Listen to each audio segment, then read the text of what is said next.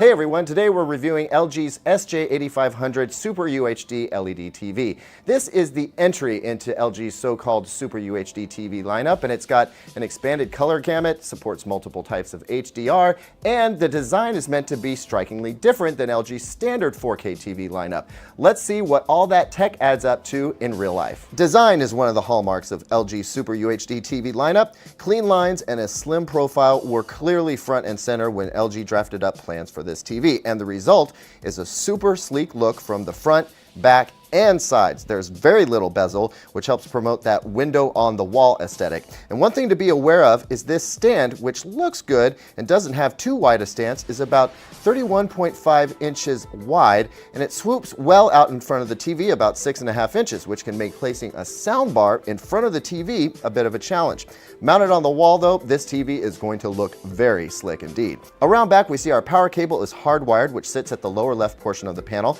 Then toward the right, we find all our connections, with 4 HDMI jacks split up between a recessed side panel and one rear-facing bay where the remainder of our connections live. When you first power on the TV, LG's WebOS Smart TV system takes you through a setup wizard, and this is where you'll use the Magic Motion remote to connect to your Wi-Fi router, allow the TV to scan for TV channels via antenna or cable box, and then you'll be done with the initial setup. From there, we recommend the Expert Bright Room or Expert Dark Room picture preset, depending on where you'll place the TV.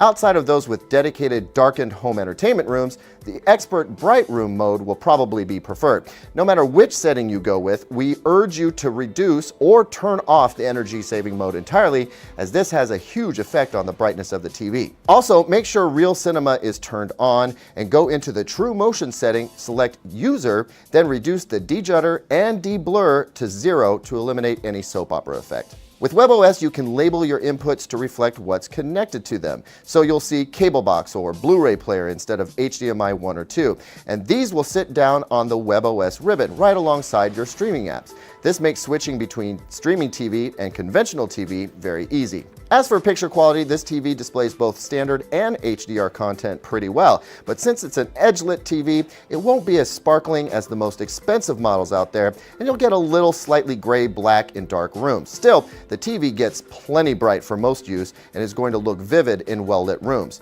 Color accuracy is respectable right out of the box, and the TV does support a wide color gamut with more detailed shades of color than LG's standard line of 4K Ultra HD TVs. As with all LG TVs, you know you're getting HDR because WebOS puts an HDR logo up when it gets an HDR signal from your Ultra HD Blu-ray player or streaming services like Amazon Prime Video, Netflix, and Vudu. LG's also got a leg up over other brands' LED LCD TVs as its IPS LCD panels allow a wider viewing angle than most. The TV's motion resolution, lack of blur, and low input lag, about 15 milliseconds in game mode, makes this a great TV for sports and for gamers, especially if you're playing newer HDR games. Overall, we'd characterize the SJ850 as having premium picture quality that sits just below the most expensive high-end TVs. In the end, you do pay a little bit more for the SJ850 Super UHD TV, but I think the investment is worth it in terms of the expanded color, brightness, and HDR capabilities, and this is definitely a TV that is going to last for years to come.